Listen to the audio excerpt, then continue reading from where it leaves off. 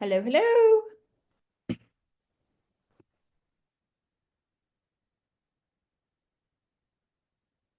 Can y'all hear me? Where is everybody? Everybody's got bedhead today, huh?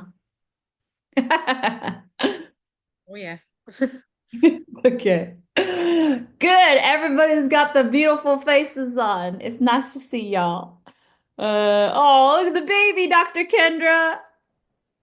Oh, little bro. This is so cute and wholesome.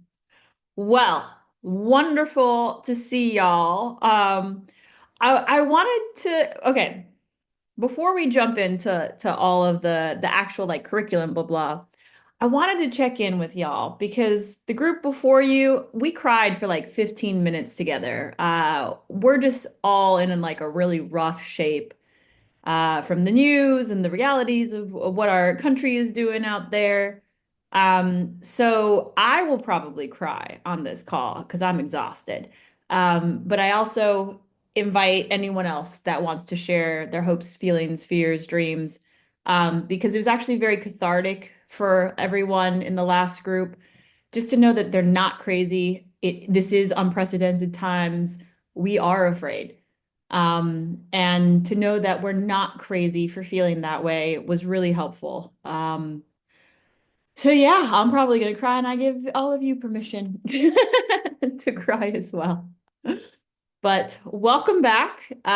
This week is all about logistics. So if you haven't already seen, there are cheat sheets for the popular 5 countries that most folks go to included in the class, which like includes healthcare and where to pick up your residence permit, etc. Um, the reason I'm directing your attention there is because next week I finally get to sit back, relax, and drink champagne, which is customary for these end of class sessions. And then y'all get to do your country specific presentations about your plan to leave.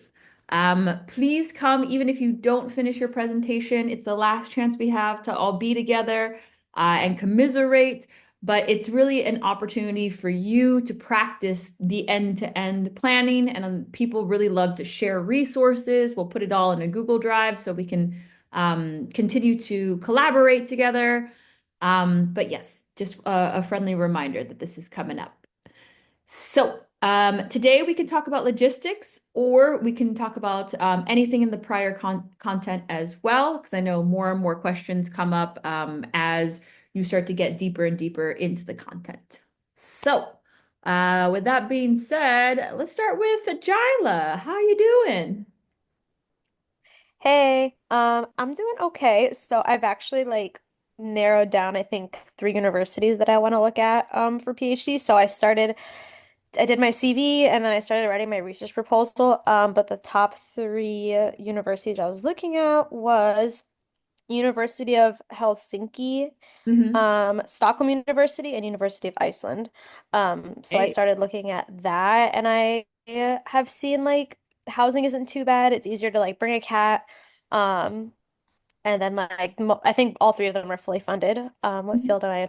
So I work in higher education, but my research background is in sex education. So I've worked in housing. I'm an academic advisor right now.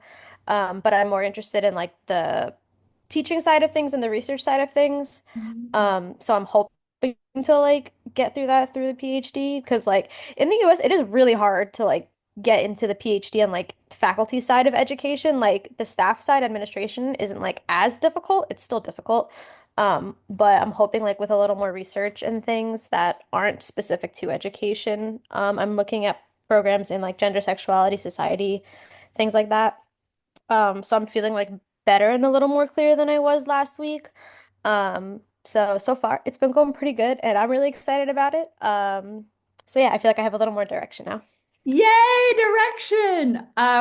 For those programs, they often offer mature student housing, and it's like a full apartment in a dorm environment.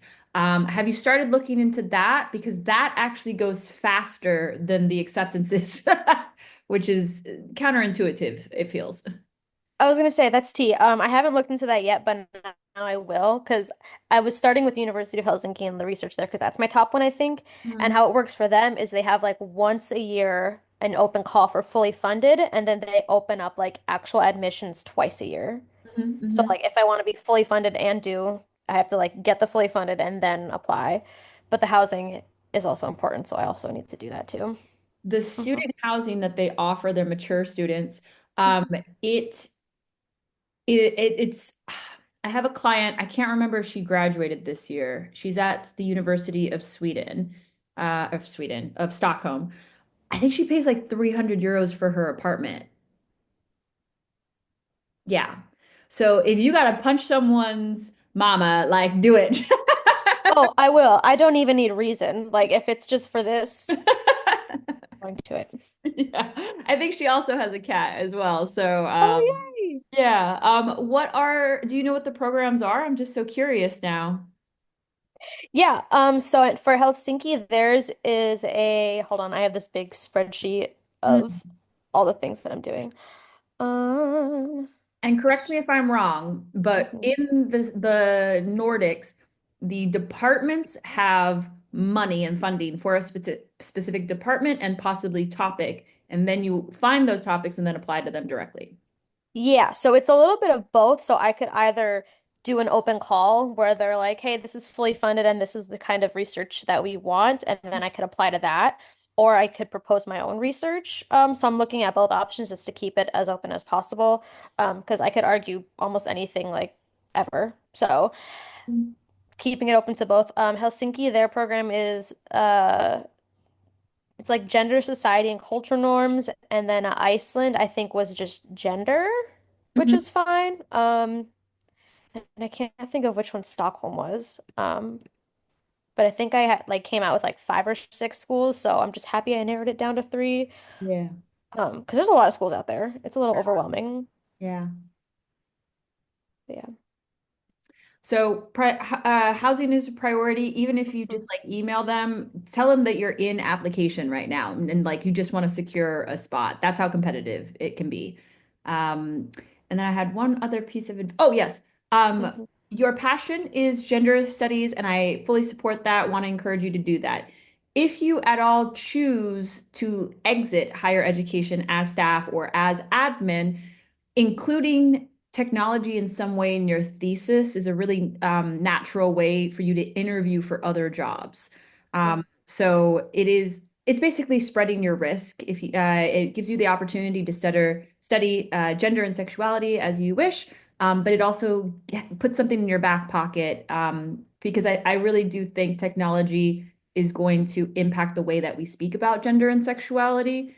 So you stay relevant, you have something in your back Mhm. pocket in case you want to pivot out, but you still get to do what you went there to do, which is study what you love. Mhm.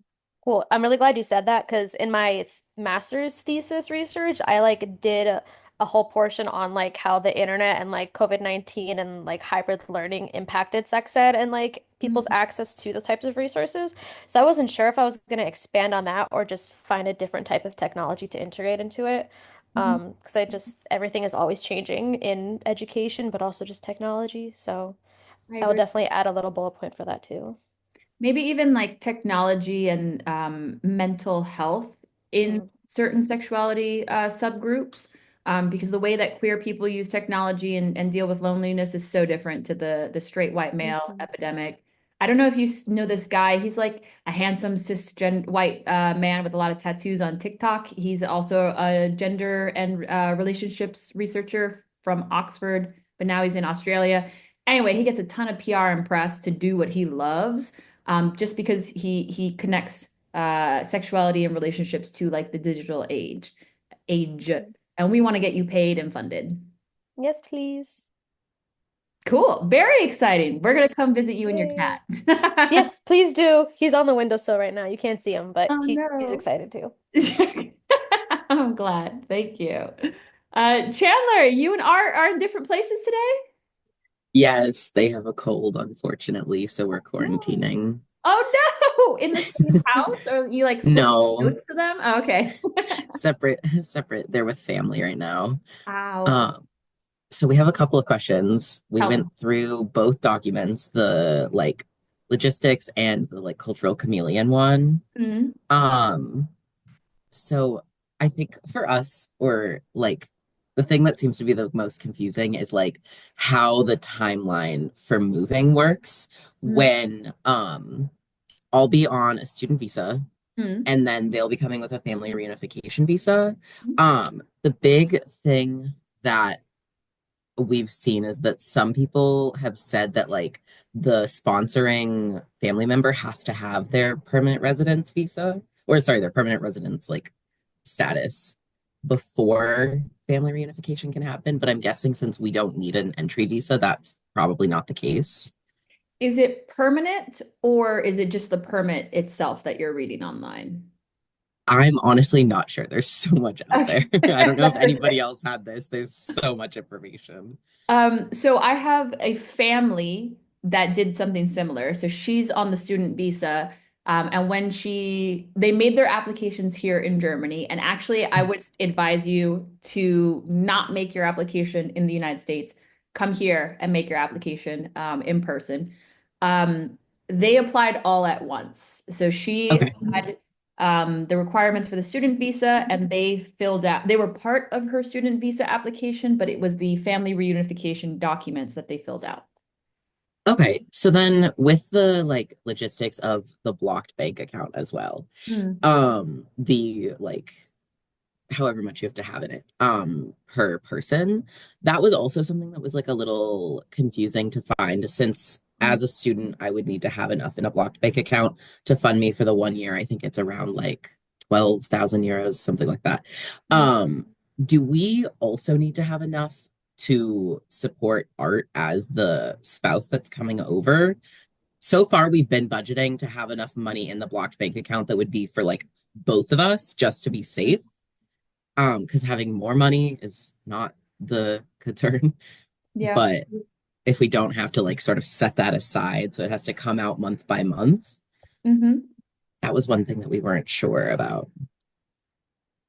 I don't think you need a second blocked account, but there could be more in the blocked account that you would need since there's a second person. Let me just double check. Uh, Yeah, that's basically where when we were looking into the like digital or like the online German bank account options that are available. We weren't sure if it would be like, okay, put like the amount of money for two people in one account, or should we have two separate accounts, or like how that would work because we'd be legally married at that point. So it's like a joint account. yeah, that is so I'm just seeing additional financial resources, not a second blocked account. Let's see. If you are bringing your spouse, you must factor in their living costs as well. German authorities will generally expect you to have an additional 752 per month for the spouse, but I don't uh but you could just show financial means. It does not need to be in a blocked account. Oh, great. Okay. That means that we don't have to like get it month by month. Okay. And then that's good to know. Um, I think, hold on, I have like both documents up. So one thing that we were wondering about as well, or that I was wondering more about was health insurance. So as somebody who's under 30 and who would be in a master's and not a PhD in Germany, I would be eligible for public health care. Mhm. What does kind of concern me, like, because we're interested in moving to Germany and then probably staying there. And I'm gonna look into the dad scholarships or Yeah. daughter, however you say it. Yeah. But when you're above the age of 30 or you're in a PhD, you don't qualify for public health insurance. Mhm. But I've been watching a lot of like videos and podcasts of people who've relocated who've had difficulty getting approved for private healthcare because I have quite a few pre-existing conditions. And Mhm. I know that like private healthcare private health insurance companies in Germany can be pretty selective with Mhm. who they approve. So I'm like worried that I might in the future not be able to be on public health care, but not qualify for private health care. Um, I'm not totally sure how to advise on the future problem. TK is the one that everyone uses when they come as a student because it's the most affordable, it's public. Um, I don't think they can throw you out of that because Okay. yeah, I've never heard of anyone being kicked out of TK before because like that's what the refugees also are on. So like Mhm. there is a website called Check 24. Have you found it before? Checked before. I Uh, don't think so. so this is where we compare all of our services and try to like get the best deal. I'll send you the link. Oop, where did it Kind of go? looks like Walmart's website. Yeah, God, Germany is so dreadfully not digital. Everything looks like my grandmother could have coded it. And it is but they don't even have the options here. Where are the different ones that they compare? Okay, so when they say tariff, tariff is the cost of your policy. Let me drop this in there as a few examples. Uh, so the cheapest tariff, but that's not even TK. Oh wow, that's pretty cheap for private healthcare. Um, I pay a lot for my healthcare apparently. Anyway, check 24 is normally where we cross-reference. I don't know why it is not showing me this. Public health insurance, Germany, comparison, check 24. Statutory, sorry, that's the word we use for public. Statutory. And so here is the link for the statutory health insurances in comparison. Yes, that's good. You are coming. Did you decide on Berlin? Because the states differ. Yes, we're still deciding between Berlin and Munich, most likely. Mm. There is one school in Munich and two schools in Berlin that I like, Mm. but I'm also just going to kind of apply widely. I'm thinking of applying to probably like 10 or 12 programs, which I know is ambitious. No need. Yeah, There's because no I do need. not want to stay here. I know. But a lot of them are rolling admissions, so they will pro apply to your favorite ones first because Okay. then you may not need to apply to so many. I added in the chat the full name Technische Krankenkasse, and then you can like play around with the quote on this link right here. But yeah, Okay. I wouldn't worry about being kicked out because we have lots of people here with pre-existing conditions as well. They all get caught by someone. Okay. Okay, great. And then I think that I don't want to take up too much of the time. No, Um, take up more space and but time. so in terms of like what the actual steps are, Mm, um, obviously like getting legally married, applying for grad school before we go, and then starting to like gather all of our documents before we go. mhm, And then we'll book like short-term accommodation for when we first get there and mhm, get like settled.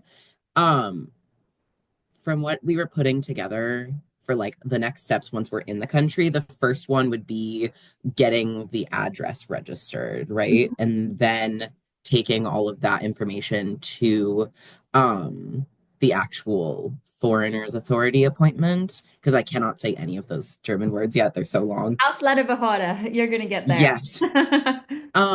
So for I think the only other like worry that we kind of had was that in those bigger cities that we're looking at, some Mhm. of these appointments for the like foreigners authorities can take like 2 to 3 months, and we only have that 90-day period before we have to be on a visa.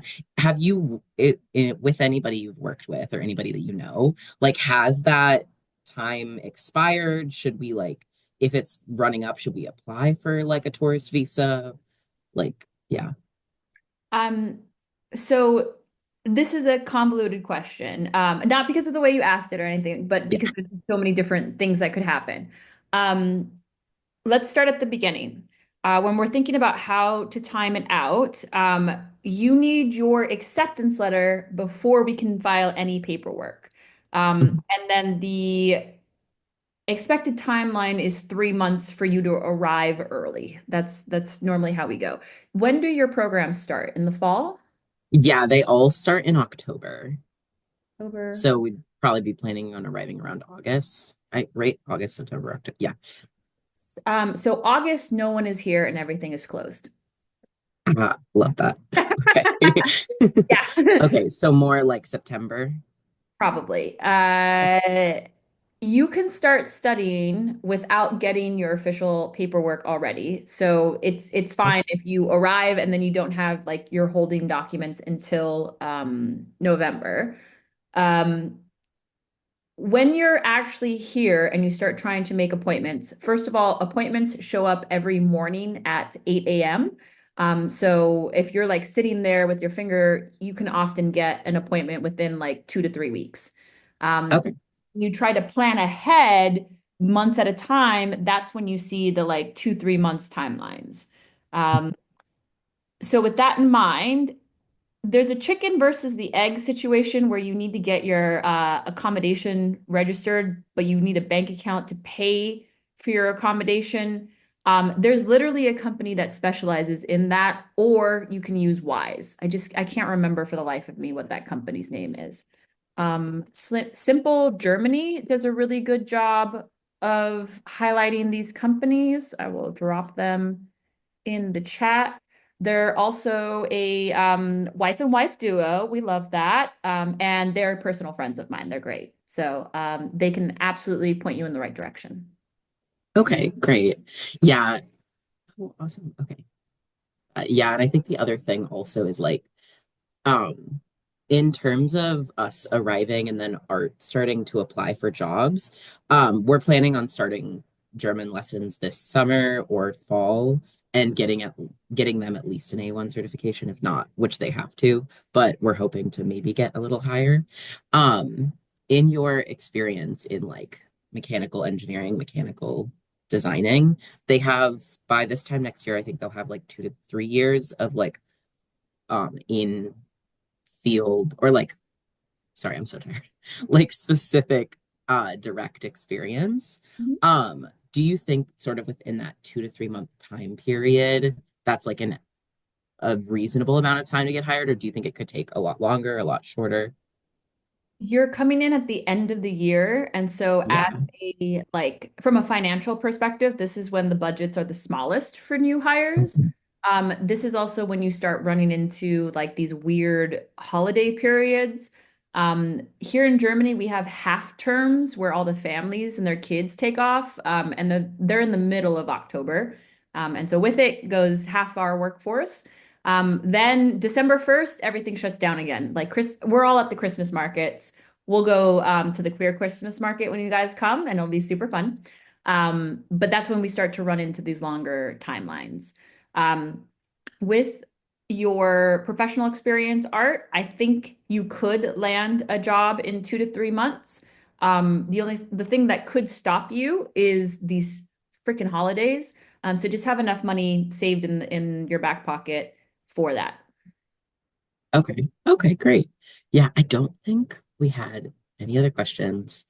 I think that was everything that I came up with. Same advice to y'all as Jila. These student housing allowances are pretty amazing. There's a whole block of them by my house, and they're opposite a castle. So they're like 300 euro a month. Like you need to apply for student housing ASAP. I believe you can apply for family housing. I think it's just children that they have sometimes a weird issue about. But yeah, student housing absolutely should invest time and energy into securing that. Okay, that's good to know. Yeah, and that would meet the requirement of it's like Yes. you have to prove like 12 square meters per person to be able to get the family reunification visa. It's like so like you have to have yeah, 12 square meters of living space per person to be able to apply for the family reunification visa in Germany. Yep. And each other's dental records and blood types. Like this country is Yeah, so exhausting sometimes. and everything is on paper. Yes, I know. It is. We're trying. So if you can imagine it, Berlin is probably the most digital state, which is really heartbreaking. Yeah. Okay. Thank you. I think that's all of our stuff. Thanks, Chandler. Get better art. Amanda, how you doing over there? Did you submit your global visa, your global talent visa? Holy macaroni. Okay. Please share with the class how that was. Exhausting. Uh, it was a lot. It felt like I mean, we'd been working on it for about 4 weeks, and it felt like a full-time job. So it's been a huge, but like no complaints. Like understood going into this that this was a heavy lift.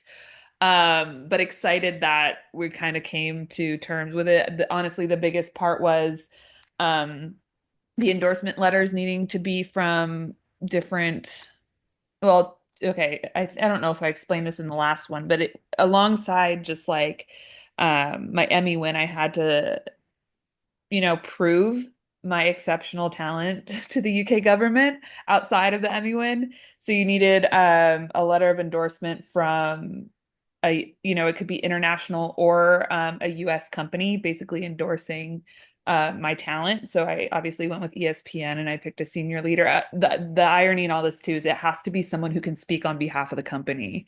So like if you pick someone from Walt Disney, they have to speak on behalf of the Walt Disney Company. That's how like massive, like in wild this is. So luckily, just being with ESPN for so long, I had some good connects that were willing to, do that. And their first question to me was, "Can I be sued for this?" And I'm like, I don't think so. I told them, tried to explain to them it's a recommendation on steroids. So basically that's what it is. Secured that. I had one endorsement could be from an individual who is a proven leader in my field. So I picked one of my mentors that I've known. He headhunted me out of college, so I've known him for like 21 years, and he just recently retired. So he was an awesome like easy choice. And then the last one was the clincher. You need to have someone who works for a UK based company um, that can speak on behalf of that company to endorse you. So you have to know someone in the industry in the UK who can speak on behalf of whatever company like they work for. So that was like the hard part. And we did end up finding someone, which was serendipitous. He's a CrossFitter. And he owns they own the company's called Cabin Editing Company, and they own a production company here in Santa Monica, in New York, and then 3 years ago they opened a boutique global office right in London. And it's kind of cool. Like I've been on their website, and they basically, create all of the Super Bowl commercials. Like they're so high end and so awesome. And I'm like, my boyfriend told me about him, and I'm like, you've been holding out on this guy for like years. Like, how did you not introduce us like a decade ago? So anyway, it was good to connect. That was a great connection, a great networking situation. But you have to keep in touch with all of these people, like Jean's on the other side of the country, and just they have to physically sign their endorsements, and then we have to scan them in. Like it's a whole thing, guys. If you ever have to go through it or have questions, I'm your guru. So please reach out, or if you know of anybody going through it. But working with a lawyer was integral because he was able to read through everything and, really make sure that we're emphasizing what the UK endorsement organization is looking for. So fingers crossed. We submitted, and it's probably going to take about 8 weeks before we even know anything. And then we have to apply for the visa. So we're not even really at the visa stage yet. And then that's another probably 6 weeks on that end if we have our stuff together when we're ready to go. So we're looking at about 4 months before we can really, start forward planning in terms of like when we're leaving. And then where we're going to go. My partner and I are both applying for jobs. In the meantime, I'm looking at freelance work in the US alongside opportunities in the UK. And yeah, just really that's really plan of attack is trying to navigate the downtime and make the most use of it without, I mean, from what I think one thing that Vanessa and I talked about was trying to steer clear of London. And as much as I would love to steer clear of London because of monetary reasons, it seems to be that's where a lot of the big paying jobs are. Mm. So we'll see if the freelance side doesn't work out, which it's looking dismal, but you never know. Um, we'll see kind of what pops up. And in the meantime, I've been networking. I've been able to chat with some of our global ESPN partners that work out of the UK or the London office. It's a super small office, but connecting with them. And then hopefully when we move out there, we'll be able to meet up with them in person and keep that line open. But yeah. So this is Um, like the first weekend in a month that I've felt like I could take a deep breath.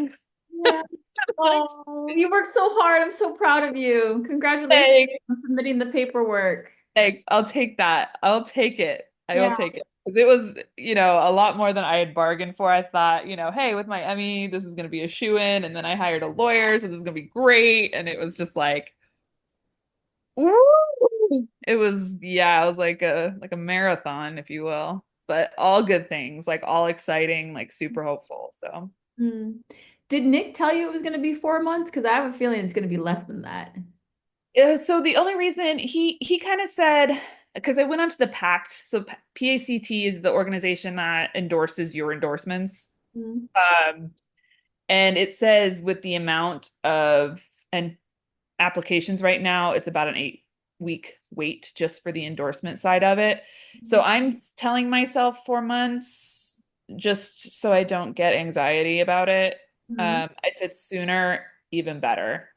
Okay. Even so. Okay. Another client got it in 2 weeks. Yeah. So, That just made uh, me terrified. yeah, a little bit because we were not expecting to hear back from that. And then when he got his actual visa, he had 3 months to activate it. So Yeah. yeah. Oh no. Yeah, I would just Plan ahead a a little little bit. bit like if you breathe today. 2 weeks. Yeah, breathe today. And then like start fresh on Monday when you are sound of mind. But that Okay. really threw him for a tizzy, it being so quick. And he had Yeah. a lot more to organize. He was just a single man. He brought his Yeah. some underwear. Um Yeah. Do it you know if he went the exceptional or the leader, like the talent or the leader route? Do you know if he had the award or no award? no award. Okay. Interesting. Oh, okay. Thank you for telling me that though, honestly, because I'm trying to gauge all of this. Like, I have a home and a dog, so we have to do all of that too. Okay, that's good to know. Yeah, it's kind of a crapshoot with some of these things. Another reason why I think you're a candidate to be approved faster is because of your Emmys. Uh, this is like the same issue that we have when we're applying for our passports. Like the more clear and direct uh, application that you have, where you have like real evidence, the faster they push you through it because they don't ask for follow-up information. Sure. Yeah, Um, that makes sense. so we'll see, girl. I'll be messaging you in like 2 weeks, like, holy this fucking fury. Here we go. Did we decide if Raymond is coming on the partner visa? Because that would be the next thing to prepare. Yeah, I think that's what we're deciding is that's great. I'm actually going to set up a meeting with Nick for that just to get ahead of it because I think proof of that is where our next hurdle Mhm. just because we aren't I mean he's been living with me for 3 years but we don't have a lot of documents that are in both of our names. So I would just want to make sure that we can align there. But I think again, without having a job offer, having the global talent visa and being able to move around, like I'm worried if he goes the healthcare side, he's going to be tied to that job. Mhm. If it's in Harrogate or if it's in anywhere, you know, anywhere in the UK, I might not be able to get work if we're in certain parts of the country.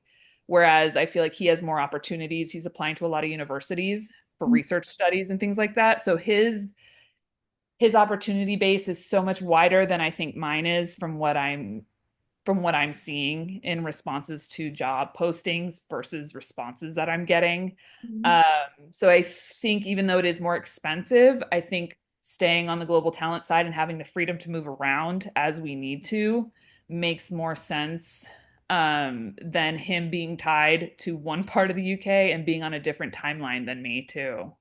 I Um, agree. so yeah, I think that makes the most sense. Take comfort in knowing that if you land in a major commuter city, it's a direct train to Liverpool. So that makes your options a little bit better. Yeah, and he's looking at, we did, after you'd mentioned it, we looked at some of the commuter cities, and there are, great options in like St. Albans and some other, 30 max 30-minute tube rides into the city. So it that opened up some opportunities for us, which is great. Cool. Well, we're rooting for you guys. Let us know in the chat what goes I on. will. Thanks. Scared. Now I'm scared. You're gonna be okay. I'm just like, I feel like I've just been running like a million miles per hour, and I'm like, sweet, I have like 8 weeks to chill. And now it's like, no, this is all good. It just means I need to start prioritizing more stuff. So we'll get on it. Let's also review your LinkedIn optimization when we meet next, because I want to check. Okay. Okay. Cool. All Cool. right, Thank Kendra. Oh, close. Still no. We want to hear that beautiful voice. Can I unmute you? Let's see. Ask to unmute. Unmute. Oh, look at that. Okay. This is my first time doing it from the telephone. So sorry. Oh, Okay, so I have a couple of questions for you. First, one of the things that we discussed about after like our initial, like our kind of one-on-one meeting mhm. was kind of coming up with a solid timeline. Me and my husband are trying to figure out how many months ahead should we like actually hit the engine running because I like how Amanda is like, oh shit, like this could be tomorrow. I need a little bit more of a mental preparedness, especially because I have a crap ton of people who live in my house. Yep. So about how many months ahead do you feel like we need to actually submit the things? And then does Germany have the same policy where you have so many months to activate the visa? Like what does that look like? I couldn't find that on the site. Yeah, I don't actually know if Germany has the same kind of visa application or activation, actually. The UK can be really weird about their visas and they actually force you to do your visas in your home country. Germany allows you to do it when you arrive. That Mm, was my second question. Do you think that it makes more sense for us to just come and then do the visa again, given that we live in chaos and we have all of these people that we're responsible for? Or should we do it on this side first and then relocate? once you get the job offer, which activates the opportunity to apply for a visa, I would do your Mhm. visa when you're over here. Okay. I think it'll And be then faster. go ahead. I think it'll be It'll be faster. faster. Okay. Okay. And then my third question was, sorry, I always have lots of questions. In your opinion, like we're trying to figure out how to work around like the kids' school schedule, Mhm. but the school schedule there. So when would be the best time for us to come so that the kids can actually like start school with other kids and all of that jazz?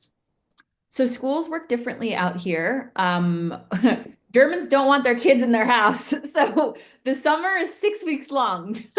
Oh, okay. Yeah, they're in school year round, basically. And they have half terms. And so these are like 2 weeks off in February and October. And then they have their mini summer, 6 to 8 weeks or something like that.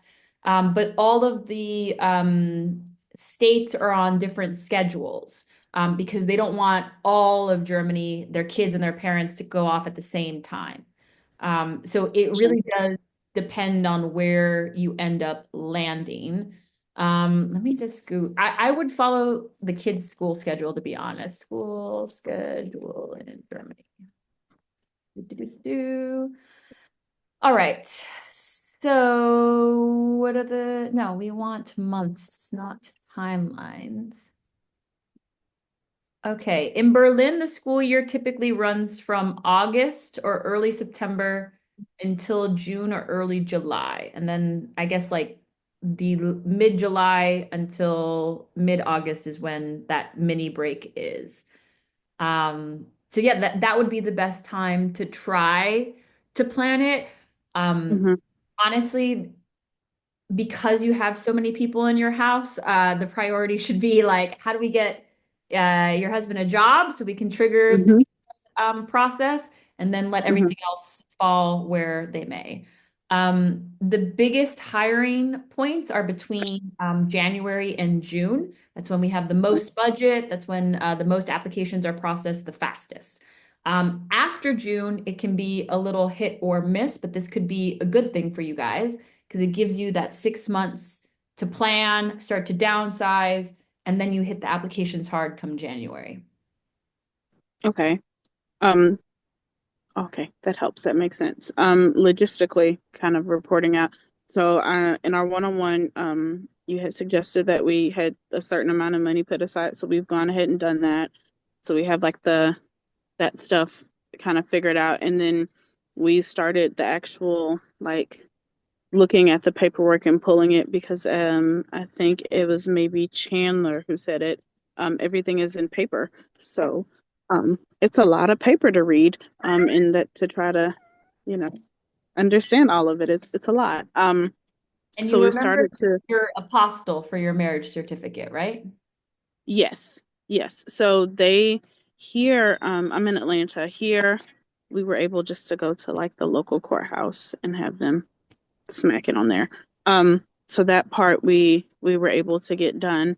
Yeah, now we're just obviously the looking for the job part, but just trying to figure out like the right time to make the move.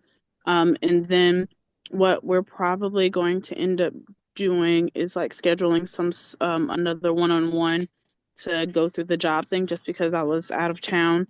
So I missed that session. But we did watched the replay and kind of went through all the class stuff. So we're attempting to make sure that it's all lined up. I'm gonna be honest, given the fact that it's in shambles here in this godforsaken country, I don't know if like our original 1 year timeline is like a real thing anymore. Every day it's between like we need to leave tomorrow or like oh we can space it out and make sure it makes sense.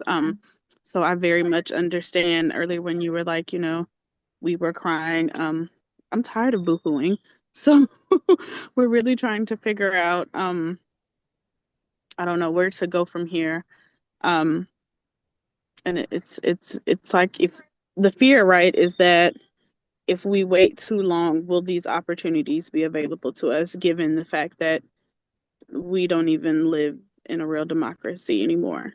Like, just keeping it a buck. And so I don't know if like the rest of you all are feeling that, but I just feel like we live in like chaos and like I'm exhausted, like mentally, Yeah. just trying to, you know what I mean? Yeah. It Like, it hasn't even been 100 days. I know, and it's some bullshit. It is absolutely on some bullshit. Like emergency plan, you become the anchor, Dr. Kendra, and you're gonna go learn some German. You're Mhm. going to be the visa sponsor, and then your husband is gonna roll onto a work permit, and you'll use your savings to live on while he hustles to find a job. You'll be learning German so you can help the family integrate with all the paperwork, with the shopping, with all the errands, blah blah. Mhm. That you can apply for at any time. So Okay. if we need to leave in a month, we can do that. Yeah, that again, that's the fear. Like, I agree with you. Is it Jayla or Jyla? I don't want to. Jayla? Jayla, yeah. Jayla, okay. Yeah, I agree with you, Jayla. Like, I feel very gaslit. I don't. My mentor of 20, she's been at the agency. I used to work for CDC. She was there for 23 years and literally went to work and her badge didn't work, and that's how she found out she got fired.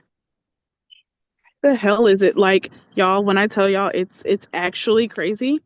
Yeah. Um, People who I've known who have like dedicated their lives to all of this. It is I don't know. I don't know. I'm gonna not boohoo.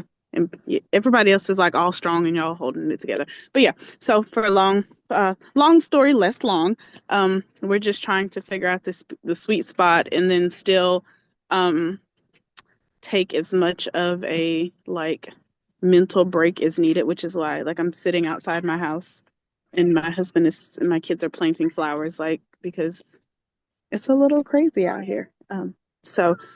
Question. This is the last question I have for you. I don't want to take up too much time. We originally had been talking about just essentially like allowing a property management company to take over, and to keep our home. Do you feel like that is a sound financial strategy? Just because we feel like it would be good on our visa application to show like we have passive income and we live in a really nice neighborhood like by a movie studio, so I'm like we could probably get somebody to rent it out. Or do you think that it's not necessarily as wise given the fact that we live in hell? Um, you have a substantial amount of equity in the house. How much equity do you think we have in the house? Percentage is About $100,000 in equity. okay. I mean, you guys could live in Germany for 2 years on that easy. So, like, it's really up to you. Remember, Germany taxes worldwide income as normal income. And so, whatever passive income that you receive, it doesn't matter that you haven't paid the mortgage yet with it.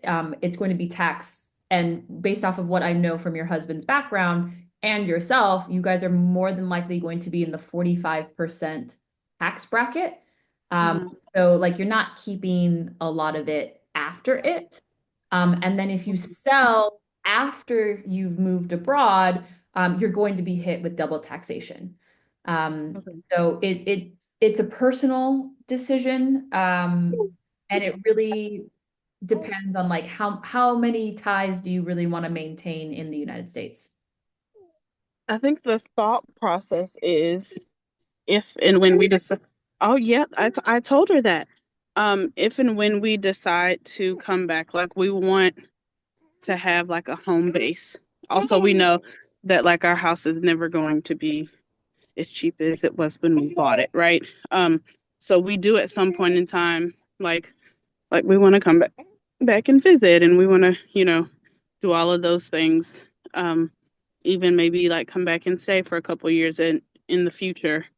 Um, and so that's what we're trying to kind of figure out. Do you think it would make more sense to, I don't know, I'm trying to think, because like, would it make sense for us to maybe like write it or sign it over to a family member Hmm. or, Not a financial advisor. Cannot give mm-hmm, any advice on that. Uh, mm-hmm, I will say from like a personal finance standpoint, like renting is a really affordable and flexible option.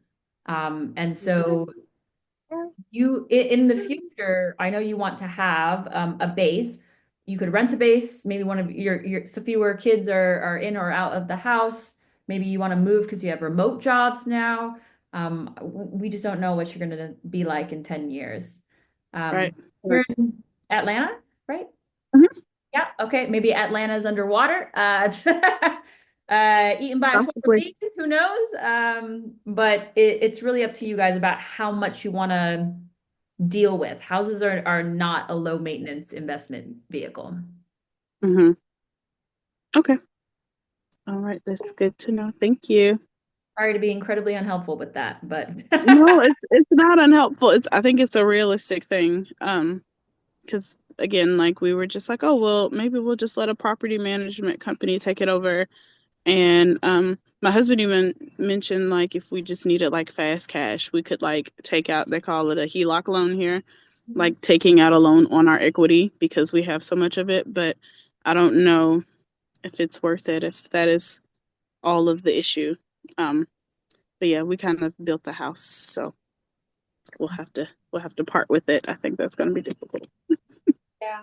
It would Kendra, be, sorry, I just wanted to chime in because we're dealing with the same thing in LA, and I think our plan is to get a property manager and to rent. But Okay. to your point too, I was also looking into I don't know what they're called, like tax attorneys, but more Hmm. so like more like will and testament kind of attorneys, Hmm. to see if there's a way to put the house in like a trust. To Hmm. Vanessa's point, if we do sell, while we're overseas, there could be ways to avoid as much taxation, and the trust can still be in Hmm. your name as you're still living. Um, Hmm. and then you can kind of change that. Anyway, if I find out more information, I'll just shoot it over to you if you're interested. Please, definitely, I definitely would love to know that. We want to be able to leave our kids as much as we can. Okay. Oh, okay. Okay, that's enough, sir. As much as we can. Thank you so much. no And worries. I don't know how to mute myself on the telephone, so I'll mute you. Don't worry. thank you. There we go. All right. Kelly, our financial queen. How goes it? Very good, very good. Again, I will not provide financial advice, but the HELOC, please stay away from that. Can you tell me Or, why? or, I don't know or, what a or HELOC is. more specifically, just do a lot of research on it. That can really bite you in the end. But yeah, otherwise, um, we have our DNA testing back. This dude, to no surprise, is 60/40 American Bully, and the rest American Staffordshire Terrier, which are the two biggest no-nos for most countries. I'm like, Damn. damn. I was like, there's no part Dalmatian in there. I was really, really hoping. Dang. So, but it helps narrow everything down quite a bit, right? Like there's really only about a handful of countries that are really an option at this point. And for me to keep him as he's passed out, so you may hear him snoring. But Amsterdam, or I should say Netherlands, is one of those options. You would just have to pass like a test, like a personality test in order to go and do that, which we are in like 5 7 week training sessions pretty much every other month. So we're continuing to work on that. My goal is to get him AKC certified as a good citizen. So hopefully, the personality test stuff won't be any kind of an issue there once we get to that point. Um, I have been working very diligently on building my network. On LinkedIn, we're up like 40 or 60% since I started. So we're getting there. I'm still waiting for a bunch of folks to accept, really focusing and honing in on the handful of green energy utility companies, and trying to build off of, the few people who have, blanket accepted the connections, and just trying to continue to build on that. So working on that. But I think at this point, Kendra, I feel everything you're saying. I also had like a 1 year timeline in my head, and like each day I wake up, I'm like, maybe tomorrow. Yeah. Tomorrow seems good. Yeah. Yeah, I mean, I had a number of plans in my head in terms of work and long-term stuff. Like I think I've mentioned it before. I'm a certified yoga instructor. I was going to try and work on getting my Pilates certification as well, so that I could open my own business eventually and not have to, do the 9 to 5 type thing. I'm sure it'd be longer hours, but for myself, which is completely different. But yeah, just yeah, every day it gets a little harder to be like, do I continue to pursue that stateside with my, mentor that I've had in place for a number of years, or do I just like up and go? Like, grab the tourist visa and just go for a bit and see if I can like land land a job, and it's tough, right? Because I mean, I just made like a very significant change in role with my company. So I'm like, one of my old supervisors like stuck his neck out to get me out of the role I was in previously, that was just like, well, we won't go there. It was not a good fit. So that's really hard too, right? Like I don't want to burn a bridge for somebody who just like really stuck their neck out for me, and it's like, but how much longer does one stay here? You know, I certainly think there's a number of folks on this call that have a number of other issues that can cause or make life a lot harder for them given the current state. But, you know, I'm also a single female and it's not pretty. You know, it's Yeah. so I feel a lot of the conversation that's going on here and yeah, I've actually kind of put a lot more effort into building a network, looking at the opportunities in the job postings. Now that the network is building, I'm seeing a lot more postings for things that I can do in terms of being a controller or a financial analyst. I needed to take a step back, you know, really looking at some of the areas surrounding Amsterdam and where these companies are located. So just spending a lot of time doing that. Like, is it financially going to be feasible? You know, it is going to be a heck of a pay cut, not going to lie. But can I still manage to do it? And it is seeming feasible with what I've been working on, but yeah, it's going to be a balancing act right now. Like how, you know, I don't have the 2-year-old. I don't, or 1 year. I can't remember how old your adorable son is, but like it's just me. Well, it's not just me. I have a 20-year-old daughter, but that's a whole nother. We'd be here all afternoon. She's being 20. Yeah. Well, I think you have to remember the first move or the first job is the shittiest when it comes to money. But like you're a Yeah. smart woman, you have a lot of experience in the corporate game. Like you're going to Mhm. build yourself up. This will be the absolute floor that you come in on. Right. I think if you need to run, go to Algeria. You can live for like 500 bucks a month with your rent paid, your food paid. Like I actually had a client who's a lesbian and her daughter, I'm sorry, her child is trans. And they just left. They went to Yeah. Algeria. They're like, we're not going to be here to find out. Hmm. Um, Right. and that is the reality for a lot of people in really difficult situations right now. But don't let anyone gaslit you to believe like it's not happening because it fucking is. We're arresting Oh, judges now. yeah. Like Yeah. Exactly. I don't even know how to process this. Sorry, I'm getting heated Yeah. now. Oh Um, no, me too. I get heated. I will cry, but I'll get heated. yeah. I hate it. But 100%. Like yeah, it's rough. I got family members that think this is the greatest thing since sliced bread. And I'm like, but yet you have an autistic child. Like, what is wrong with you? Yeah. Like, I cannot wrap my head around it at all. And you know, I don't think many of my family members, outside of my sister, my one sister, knows how serious I am about this. But I'm just like, I have to take the first step because if I don't, the rest of them are not going to follow. And I feel like somebody's got to take the step so that the rest will follow. Because I'm like, y'all need to get the heck out of here. Yeah. You almost put yourself in a position where you have to take action as well. And I think that's almost a Mm, bigger catalyst than all of the planning that you do stateside. Because once you're yeah, here, it's sink or swim, do not try. And you've right. talked at how quickly you get through things once that becomes the reality.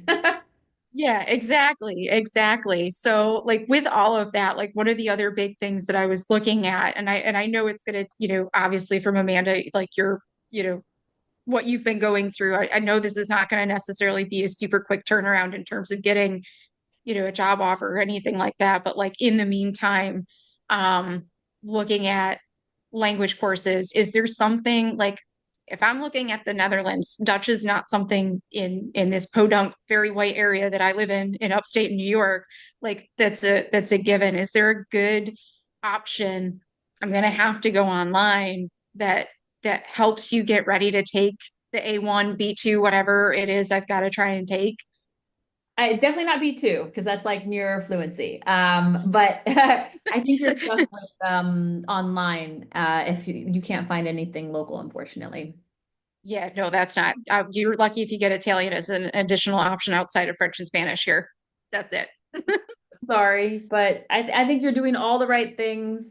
Start with the language, think about Algeria, and Okay. really look at your analytics to see if there are bigger jumps, and then try to trace back to what attributed to that. I'm Hmm. currently helping my husband with his own career hacking. And Yep. actually, I went directly to the recruiters themselves for the top European recruiting list that we have in the masterclass list, and just Mhm. added blankets. And because he was Yeah. in those recruitment circles, more recruiters started swarming. And I Yeah. think one with your experience, that could be a very effective way. I was going to ask about that because I was hitting on a lot of recruiters, but then I was like, oh, is that the right thing? And then I started to shift more towards people that were specifically in finance. So I guess it sounds like the recruiters might actually not be the wrong way to go. Do both. Do both. Okay. I will continue. You got it. The horrors persist, but so do you, Kelly. Yeah, that's true. Thanks, Kelly. Been through, seen it. Yeah. Keep going. Let's keep going. Let's go to another strong woman. Alma, how you doing over there? Good, how are ya? Hanging in there, girl. I might piggyback off Kelly's just question right now. Also, I'm doing the LinkedIn optimization, trying to working on that. From a like recruiter standpoint, you mentioned there might have been a list that you were helping your husband. Is that a certain link or something I can tap into? Meaning, um, I'm curious right now, just being on the ground in Germany and the Euro market, like, are you finding that, are you hearing also your coworkers that jobs are more difficult right now? Because, sometimes in the US we hear, hey, it's not a good time, it's pretty saturated. Um, from my personal looking right now, even filtering on, let's just call it three different countries, cities, the keywords. I'm just finding LinkedIn, if you look every single day or every other day, it's getting a little more saturated. So I'm just curious how to like broaden that, or if the market truly is tough and really it's macro kind of economics as well mixed with that. So it's a long-winded question, but if that makes sense. Yes. So there's layers here. Yeah. So at the macro level, when America gets a cold, the whole world sneezes. So I was supposed to meet with Amanda on Friday. Expedia leaked that there are large scale layoffs coming. And so the first wave hit Friday, and I was just sitting there downloading my pay slips just in case I don't have access to my computer in a couple hours. Sure. However, in Germany, in technology, we are still booming. Okay. You'll start to see the saturation on LinkedIn, which means it's time to start looking for applications off LinkedIn. But Yeah. your LinkedIn profile is still the first place that people will come and vet you. So it's still worth looking in. In my DMs, I've seen an uptick in recruitment activity. So like I'm still getting requests and DMs every single week. So especially you as a fellow woman who like has several years under your belt, we really need to break into that online network for you. But also we need to include other websites and job postings off of LinkedIn. Why can't I speak English today? Which cities are you looking for in Germany? Specifically Munich. I was looking at Berlin. Berlin has more, I think, opportunities in the tech world. So I'm open to both. And I spoke to a couple recruiters. They were open to either or, which I've found they'll post in Berlin, for example, but then be okay in Munich, vice versa. So Berlin and Munich specifically for Germany. Awesome. So there are city-specific websites for both. BerlinStartup.com is the one I use the most. Berlin Startup. Okay. Startupjobs.com, excuse me. Okay. Munich, I haven't lived there in ages, so I don't really know off the top of my head, but there are specific industry websites or like specific skill-based websites. And the trick is to find the job on these websites, but go directly to the portals of the company to apply. Yep. Also, Okay. Cool. SAP does huge hirings abroad. Their global office, so that you can also go with them to other places. So Yep. I think you would be really competitive in the SAP pool. Okay. Cool. Yeah, there's a lot of big ones like Cisco, Adobe, I saw even in that kind of southern Dach area, Mhm, mhm. including in like Zurich or something like that. So, okay. The Um, asked about a recruiter link, there's a whole like page or not page, like 4 pages of recruitment agencies that specialize in international recruitment included in the course. I would go to the doc specific ones and they have like little flags next to them. Yeah. Follow the company, add all of the top players because you are a more experienced candidate, and that'll put you in their pool for other recruiters off that list to find you as well. Oh, amazing. Okay.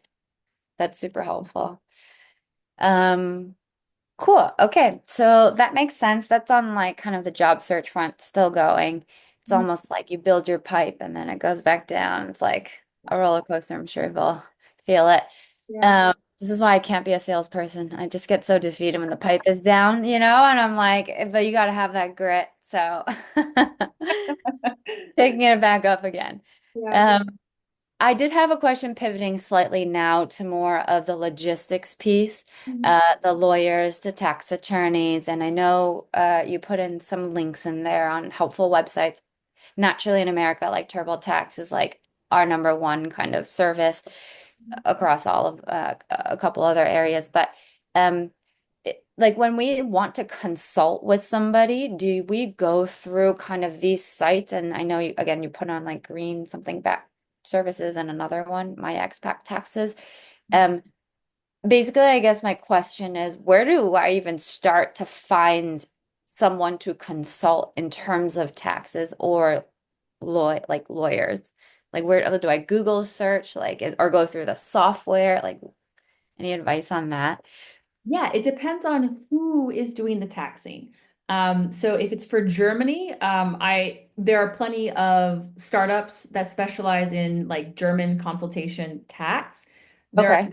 far fewer that do US and Portugal, US and Germany, US and UK. I So those are a little bit harder to track down. My favorite resource is My Expat Taxes, and they have a financial planning consultation that is kind of expensive. I think it's like 250, but it's been the most effective way for me to plan long term. So when you do tax planning, you kind of like come up with, and forgive me if I'm mansplaining this to you. It's not just a strategy for this year, it is a strategy for the next 5 years. So they'll okay. line you up to make decisions, especially if you have RSUs, you would want to sell them Yeah. in a certain way so you avoid short-term capital gains, and also Germany taxes worldwide income. So there's like a lot of elements to consider. My expat taxes just launched a German tax service as well. So they have more consultants that could help you with both of them now. Amazing. Okay, so I'll go through that. That's awesome. Yeah, you want to And look then for tax planning specifically. tax planning. Okay, cool. Um, and then this might be a stupid question, but do US citizens have to open a bank account abroad if they receive income? From a That, foreign country? yeah. Is that Most a must? Yeah. Pretty much, yeah, because Okay. we use IBANs over here, and then in the United States, you can't really accept money unless you do a wire transfer. It's 25 euro or $25 per wire transfer on all of your paychecks. So Okay. I would open a Wise account because they give you the opportunity to hold multiple currencies, and they'll give you your IBAN number, so it's like very seamless. IBAN number. Okay. I have a Wise account, so I can just get but I typically transfer money over, pay the fee, and then transfer. Okay. Got it. Um, cool. And then I think that was really it. I'm still just building this pipe again. Yeah. Took a little low. Sorry, actually, one more on that front. I know you mentioned as you're going into the summer months, right? And given it is starting May and Europe goes on vacation basically all of summer, like, are we looking really tight in terms of timeline right now? And does it pick back up after summer, let's say, in that fall time frame for recruiters and jobs? Yes. So our summer is end of July until end of August. And if you remember, all of the schools are on different timelines, and where the Yeah, kids go, the parents go. So it'll die at the end of July, which is fine. And then you'll start to hear responses again end of August. Um, September to October is crunch time for recruitment because it's the last chance to get those people onto the continent. So you're going to see a big pickup there. I would almost try to hit as many applications as possible the last week of August to try to do one big last surge before calling it like not quits, but like accepting that your timeline's going to be a little bit further in the end of November. Okay, amazing. Awesome. Cool. That was it. Thank you. No worries. Thank you. Sophia, how you doing over there? Hi. Hi, you hanging in there? Yeah, I feel so overwhelmed right now because I'm like behind because I was really sick for a while. It's okay. But I think now I just have to zero in on like programs that are year long, like language programs, and also looking at ones that'll like accept me as soon as possible because like my anxiety's been so bad. Like Yeah. it's just like having such a horrible effect on my like physical health that I'm like feeling like I need to leave as soon as possible. I And totally get so, yeah. So Um, I'm just, yeah. the language programs are rolling admissions. You can start at any point. Mhm. I enrolled in my I did a Spanish language program in Barcelona, and I like booked and paid for it 2 weeks before. Wow. Yeah, that's the other thing I realized I was also because I'm just now starting to feel better about like the process in terms of like obviously I have to get accepted and then once I'm accepted, that's when I apply for the student visa, right? And yeah. Visas are dependent on if you have money. Like, Okay. don't overthink it. Okay. And then I was also wondering about like I know in one of the videos we watched you they mentioned a lot of the people mentioned that once you're there it's a lot easier to make connections in terms of like jobs, like finding a job. So that's what I'm like, that's where I am right now. I'm just like I have to focus on research in terms of year-long programs. What you're going to do is you're going to go on Google Maps and then hover over the city that you're interested in and then type in language school in English. Um, Okay. the reason is Europe sucks at SEO and on online marketing. And so they don't put a lot of effort into that. So when you're Googling, it's not like until the fifth or seventh page that some of these schools turn up. Also on Google Maps, you can see the ratings of the schools, and you want to go Mhm. for one that has like 50 plus positive ratings. Okay. Um, when it comes to just buying yourself time, you could consider going to like Estonia. I know it seems very left field, but their tech scene is booming. And Mhm. so it's really affordable there. My friend just bought a whole ass apartment. I think it was 1,000 square feet with a sauna built in, Mhm. 200,000 euro.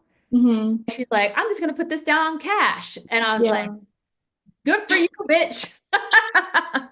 But places where the cost of living is low, but the tech scene is booming, or Mhm. could you remind me what industry you are? I'm sorry, darling. Yeah, well, that was the thing is I know after language school, I want to get a master's, and you mentioned about like technology for fashion sustainability. Yes. Yes. And so I know I'd probably want to do that in France because I remember week one, Kevin talked about astrocartography, and I'm like really into astrocartography, and I have an amazing line in Paris, whereas like compared to my line here in California, it's like hell basically. Yeah. And so I know like that's where I have to be Yeah. like from like all doing all my research and talking to other people and like how accurate it is and Mhm. that I know it'll be that much better for me. It's just a matter of getting there. Okay. So, yeah. Then where you're gonna go look is Lyon. Okay. Lyon. Mhm. It's the perfect place to learn French because you have no fucking choice. Mhm. Like they do not have a lot of English speakers, but it's so beautiful. It's affordable. It has the best food in France. I don't care, Paris, fight me about it. Like it is a wonderful, wonderful place to learn French and to like Mhm. I would for yourself, I would actually apply for a 6 month program. Because then once you're done with that, you can roll into university or Mhm. whatever master's program you do. It's also very lucrative to tutor English while you're out there. So Mhm. I think they pay like 20 to 25 bucks an hour. Mhm. Really not bad, especially if it's cash. Mhm. And that would really set you up for your degree and also for long-term residency in France. Mhm. Yeah, I just wonder if like in terms of like becoming fluent, if 6 months is long enough, that's why I was looking at year-long programs. If you can afford it and if you can wait, absolutely do the year-long thing. Mhm. Remember, you still have the opportunity to take French during your master's program. Okay, right. Gotcha. Okay. Um, Um, yeah. Doing a really intensive program at the start will be to your benefit. So I'm talking like 9 to 1 p.m., 5 times. Mhm. That's how my German got so quickly, or got good so quickly. And I basically crushed the language requirement in 8 months. Whereas people Mhm. who've been living here for 5 years still can't pass that test. Yeah. So it really matters like what you put into it at the very start.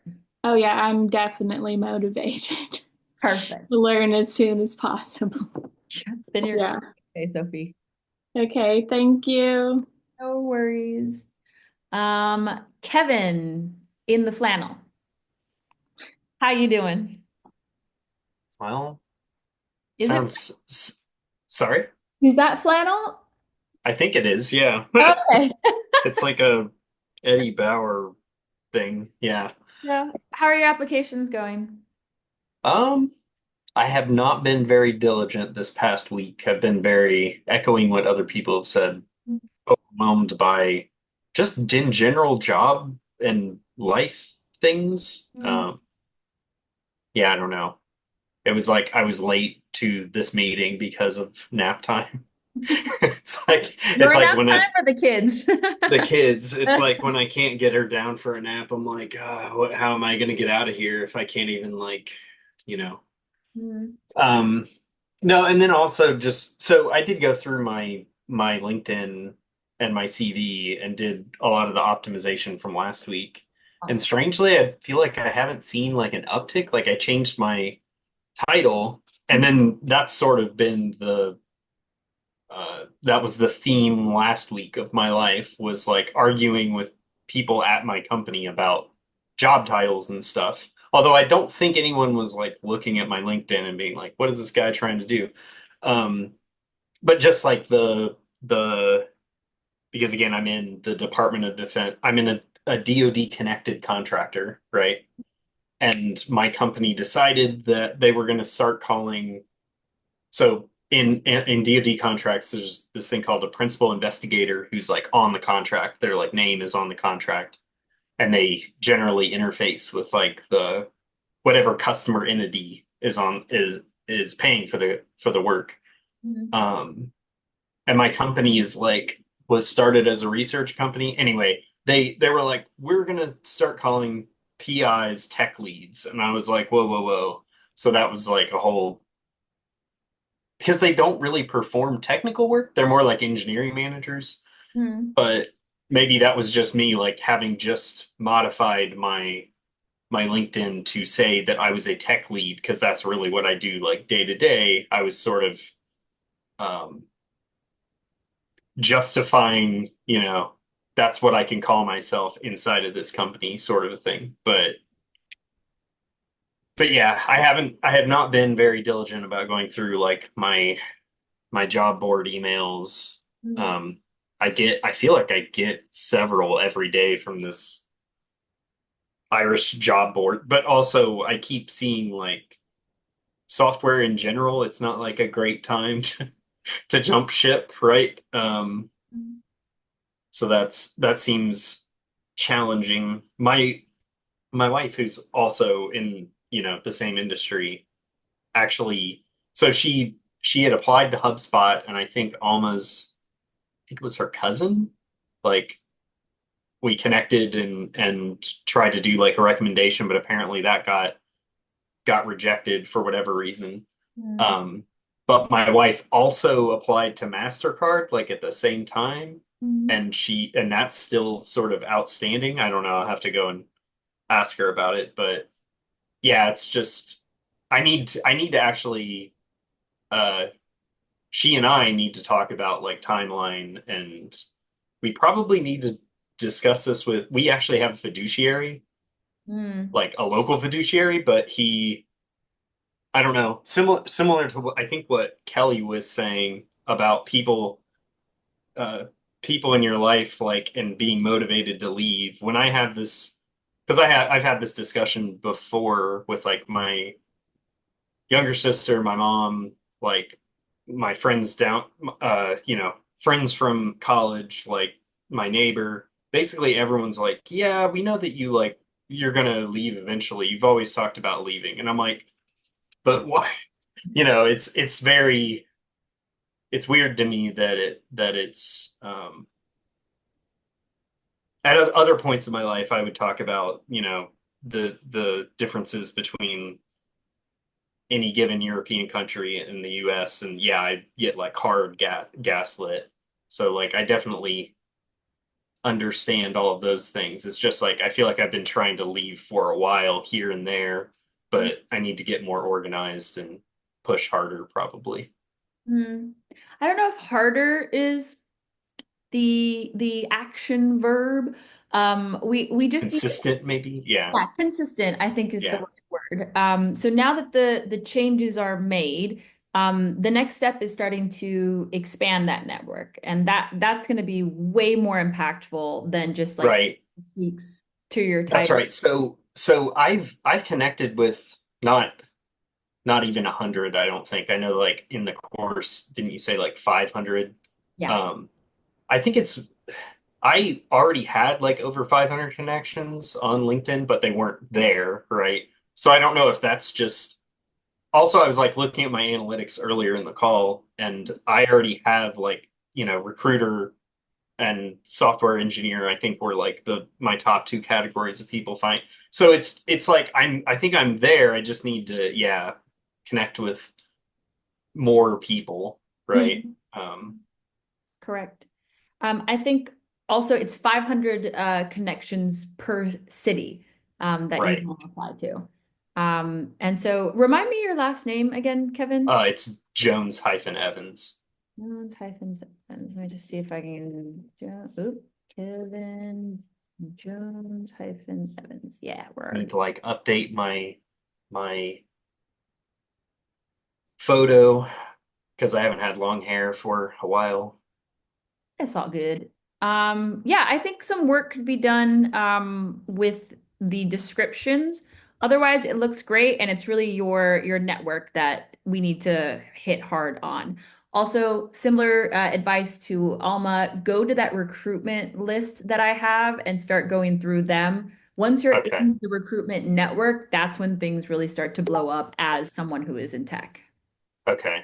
Yeah, I know that I like what I have way too many tabs open on all my machines, and own several because I'm a software person. Yeah. So I know I had opened it on a couple of different machines and then got overwhelmed by the number of things. Yep. But Yeah. hang in there, Kevin. Like you're doing all the right things. We just need like a consistent cadence of that. And especially with another person in your household that has like a very mobile job description as well. Like both of you going at it more consistently will increase your chances as well. Cool. Yeah. I know it's been what I think I told you all last week her project basically got doged, or we think that's what happened. And then my project did, or one of my projects did. So they were Yeah. just like it was literally the like a research lab, like, hey, we don't have funding anymore, even though they had been telling us, hey, yeah, we're gonna have funding for this for at least another year, right? So even in defense, it's sort of strange. I don't know. It's like a really strange time. Yeah, it is. Kendra, I see your comment. Does anyone feel like their family and friends are against their move? If so, how are you navigating that? I I try I to could talk about that a little. Please do. I'll just say like my two pieces of my 2 cents. If my friends and family love me, then they're going to support the fact that I need to do this for myself, for my dreams, my career, my family, etc. And when I frame it that way, um, it almost shames them into changing their mind because then they are reminded that this is if you love me, then you need to allow me to go live my life and do what is most important to me. I don't know, Kevin, what do you do? I don't I was just thinking. So last year I was talking a lot about leaving even before, and then I think I spoke with my wife like or was that last year? What year is it? Before he got elected again, it was like, hey, if he gets elected again, we're leaving, right? And then I like woke up and it was like, yeah, he's projected to win again. It was like, so what are we doing here, right? But so I probably talked to her too much, but because I had been talking to my sister and my mom gave me like where did I put that? She gave me a book that was like 50 states in 50 days, like things to do. Like she does not want me to go. And because I think so she got her passport and went on a cruise in the Caribbean with her siblings like for the first time this year. So there's a hard, and my wife says that my mom is like on the spectrum somewhere, like she has Asperger's or something. So if I told her like, well, if you love me, you need to go, she'd like give me like a weird look and then stand up and walk out of my house. Like they don't know how to deal with my emotions usually, and I'm pretty emotive. So yeah, I don't know. It's similar with my sister, but it's like when I talk about thing like politics with them, they really don't know how to handle it, and I feel like they're partially like hardly functioning at all anyway. So I don't know. May I put you on the spot, Lindsay, since you're next? You're already abroad and hanging out. What did your family say? Do you have any advice for Kendra and others? Um, I actually I'll be really open. I was stuck in LA and wanting to leave for a very long time, but my parents are married, but not in contact with my dad, and my mom got diagnosed with Parkinson's like early COVID. So I was like in this very functional freeze state for like 5 years. I'm gonna like cry right now because I'm already like emotional about everything built up for the last few weeks. But um, so I was staying in LA because I was trying to figure out whether I needed to stay for her, but then this really tumultuous family situation. But I actually talked to her finally about it, and she gave me her blessing. She's an immigrant. She's from Singapore herself, so she knows what it's like to be in a place where she doesn't feel aligned. And so she left. Her whole family is still in Singapore, and she left and came to LA. And and for her generation, it was really hard.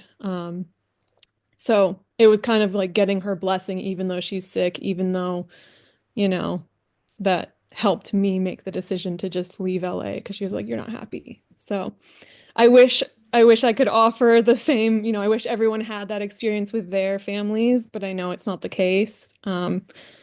It's just like, yeah, it's hard. I've had to make a lot of choices about being alone in life because of different ways that people haven't been supportive, and that's part of why I'm really emotional today. So, I'm sorry to put you on the spot. I didn't no, it's realize. okay. Yeah. I feel None of silly that was asking, helpful.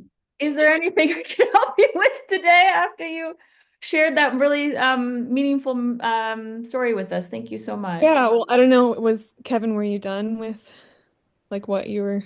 I wasn't, I was a little I checked.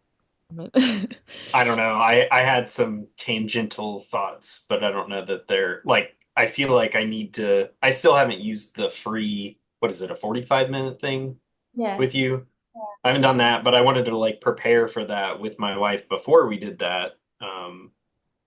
And then I also had this whole other thought where I'm like, Europe's trying to like step up its defense industry. I'm like, hire me, I'll go do the same stuff, but for like France. Like, sure, right? Not going to France, Kevin. You're coming here to Well, Germany, wherever. and we're fortifying this place. That's fine too. I don't, I feel like I'm more, I don't know.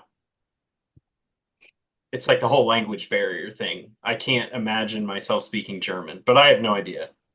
Well, Who you knows? definitely are going to need to learn French quite quickly if you want to go over there because they are Right, not open to hiring non-French speakers. right. I think I just said that because I've been, watching YouTube and stuff, and France seems more gung-ho about, I mean, like no one in Ireland's like, yeah, we're gonna whatever. They're just like, we're over here on an island.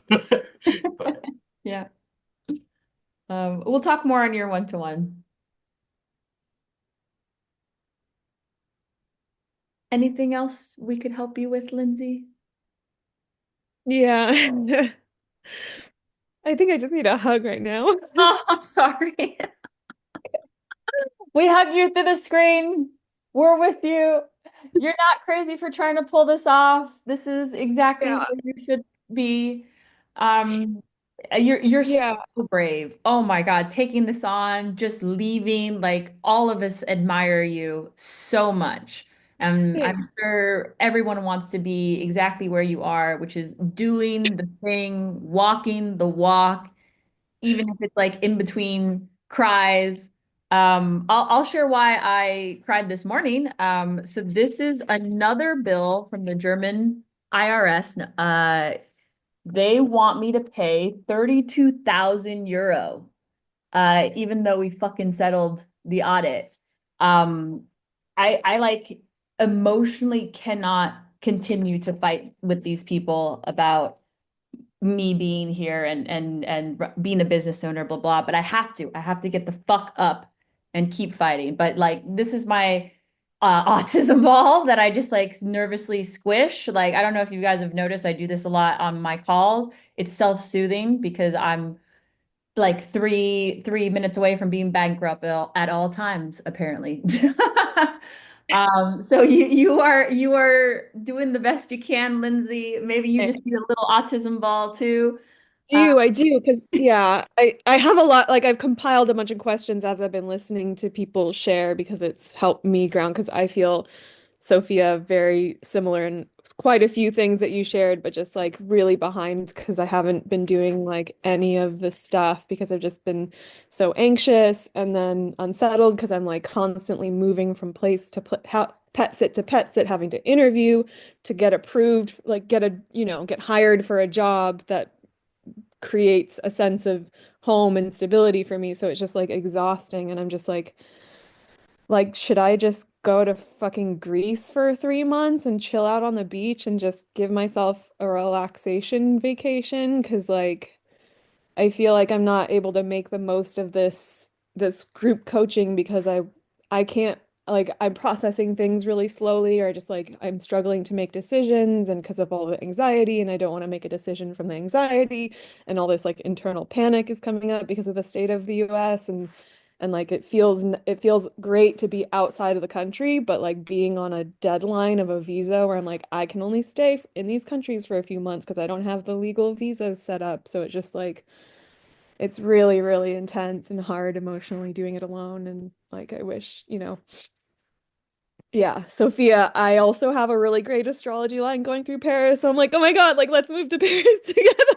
Like, or Lyon, So, like, you yeah. giving her that advice, I was like, oh, maybe that's a new idea. Maybe that's like, yeah. But yeah, stay in touch if you, if you want to. In Well, terms of actual course content and help with that. Um, let's see. I guess like on a digital nomad visa standpoint, like for Greece and Italy, would I need to go back to the US in order to apply, or can I do it in person? Do you know? Greece, you can do it in person. Italy, I'm not sure. Italy, Okay. sure. Okay, because I know it's new, so Yeah. they're still figuring it themselves out. But okay. And then what about for the like if I wanted to do a language visa in France, do you know I'm pretty about sure that? you can apply in person. Okay. Okay. And then with the Chanson cart, like if I'm in Schengen area, like say I go to Greece for 80 days or whatever, and then I want to come to some city and I know you can't apply for Berlin in person, but if I chose a different German city, would I be able to, even though I only had like 10 days on the tourist visa left or something, or should I show up in Germany with enough time for them to process a Chancenkarte visa? So in this scenario, you don't have the Transincauta visa yet. You're just like waiting for it to be processed. Right, yeah. In this scenario, I'm like, I'm gonna go fuck off to Greece for 80 days because I need a break and it's cheap and or cheaper, and then be like, okay, with the remaining 10 days of Schengen, I'll get myself into Germany and then go immediately to, or like, set an appointment or whatever, and then like have the appointment line up with those like last few days of the tourist visa so that I can stay. I don't know if that's like, It's no. not advisable. It does make sense. Word, I just trying to like extend as much of my time outside the US as possible. Yeah. I'm not sure about timelines because my clients have applied all from the United States so far. So I haven't had one do it in Germany, and it's only been available for applications for the last 6 months. So I would contact the embassy and see what they say. Okay. Okay.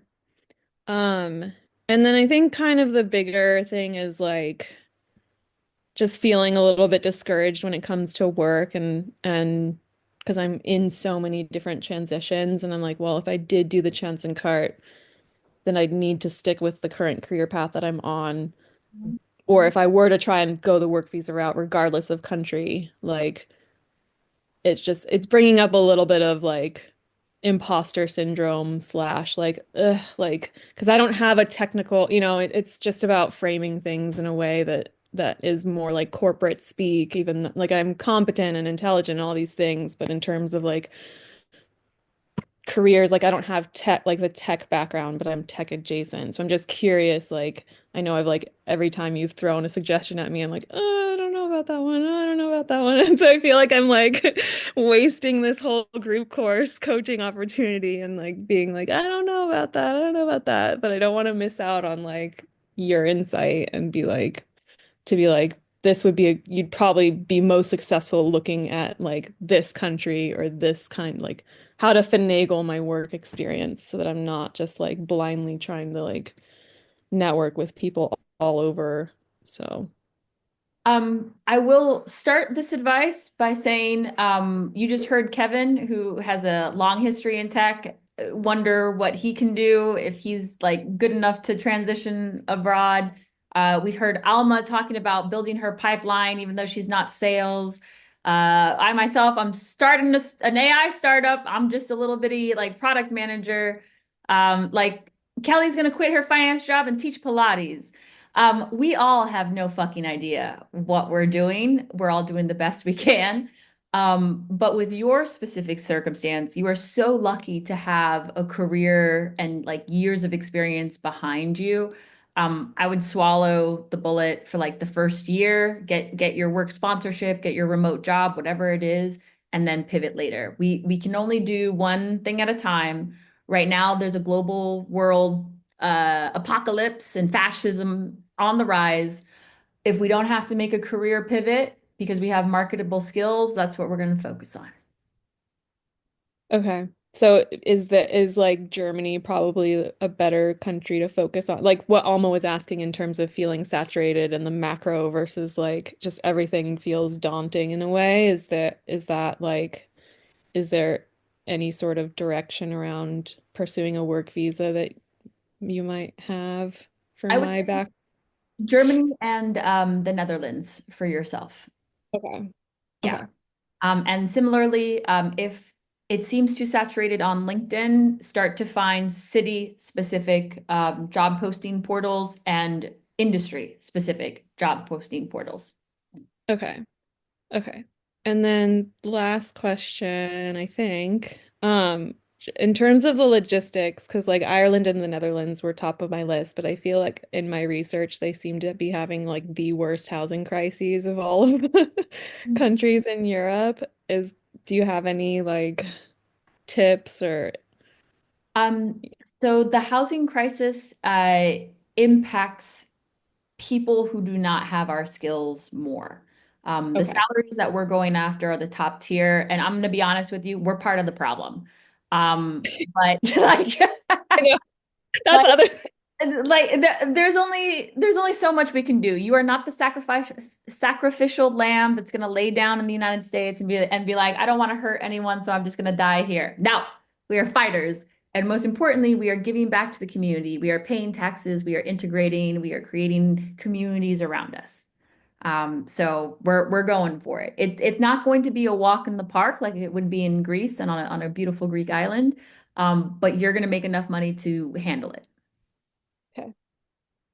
Awesome. Thank you. Awesome.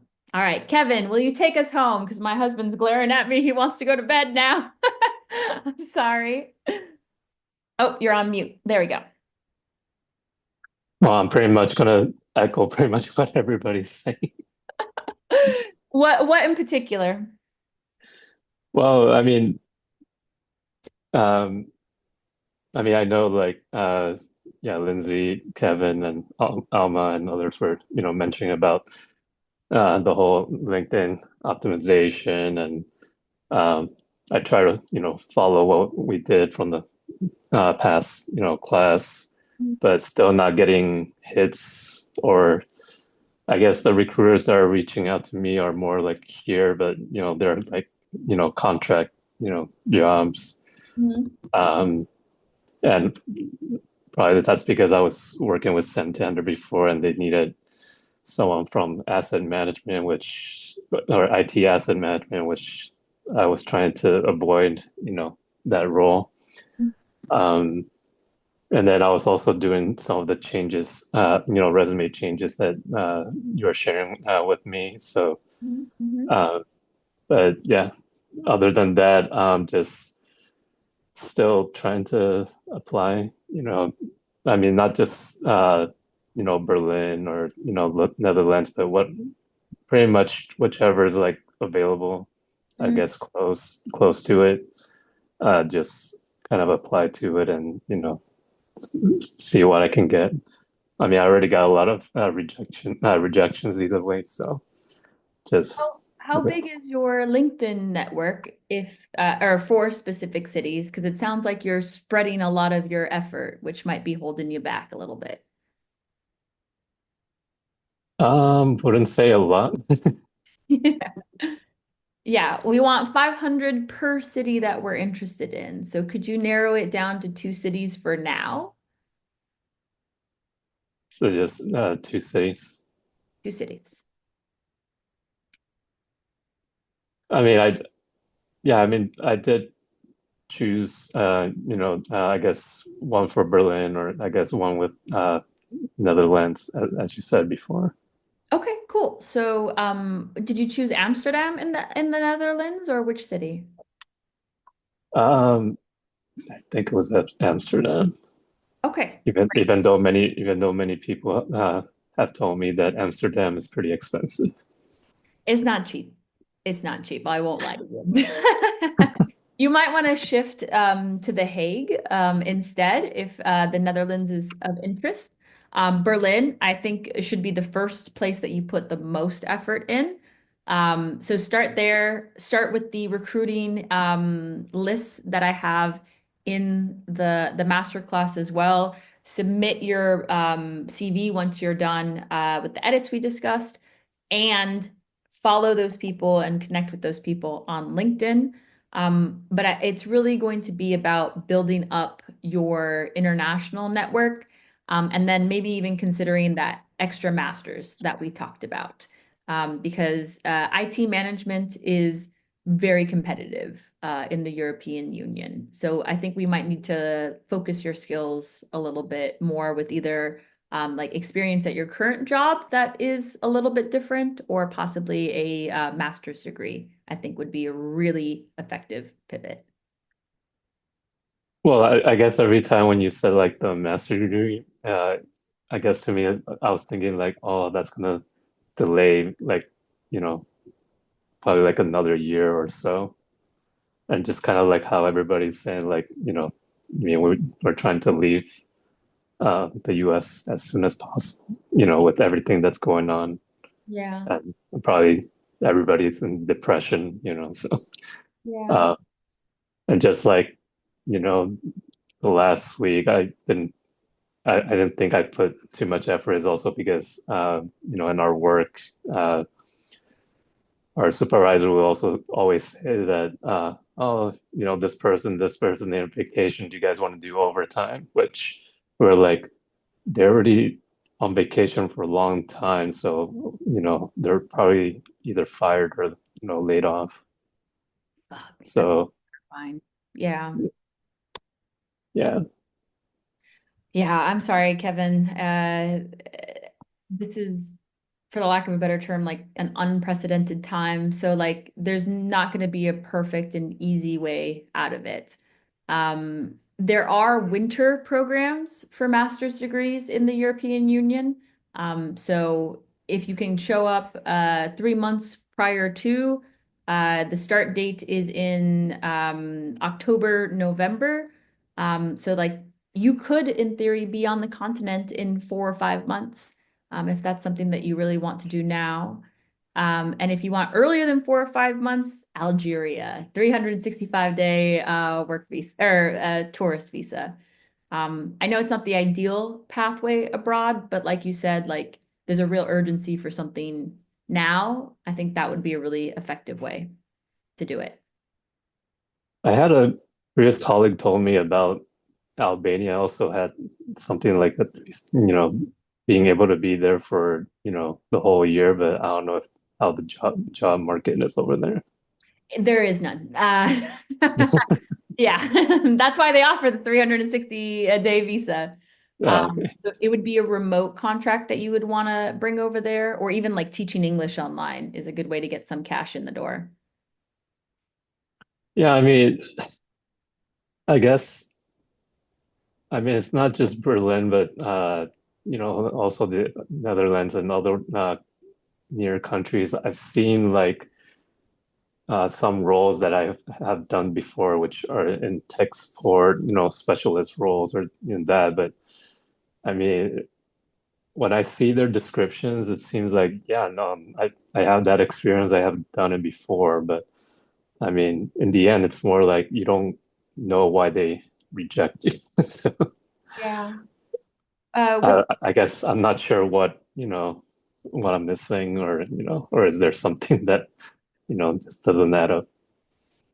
With the tech support roles specifically, there are a lot of programs in Europe to help people do this thing, especially without college degrees. So it is a more saturated job role than some of the other more like hypothetical titles. Like, what is even a product manager? Like, you can't go to school to become one. Yeah. So I think that's another thing that might be working at a disadvantage, unfortunately. We will pivot and find something because there's definitely a place for everyone out here. We just have to be more creative with like the titles, how we get there, and maybe some upfront investment instead of the one-to-one vision that we had originally. Um, we are over time by 20 minutes. I'm sorry, guys, to keep you here so late. If you have any more questions, please do email me. I would love to commiserate more on Instagram as well. So please send the memes. This is the only way we're going to get through this together with laughter. And if you have any other questions, you can shoot me an email. Next week is our final exam, so I get to drink champagne and you guys get to do the heavy lifting. The prompt is 5 slides with your plan end to end. People like to organize it by like one slide per module or one slide per month. If you don't do any slides, that's also totally okay. Please, please come. It is our last time all together. And so I would love to send everyone off one last time. All right, guys, hang in there, and I will see you on Sunday and in the DMs. Thank you, everyone, for all the love. Yeah, really felt it tonight. Appreciate you guys.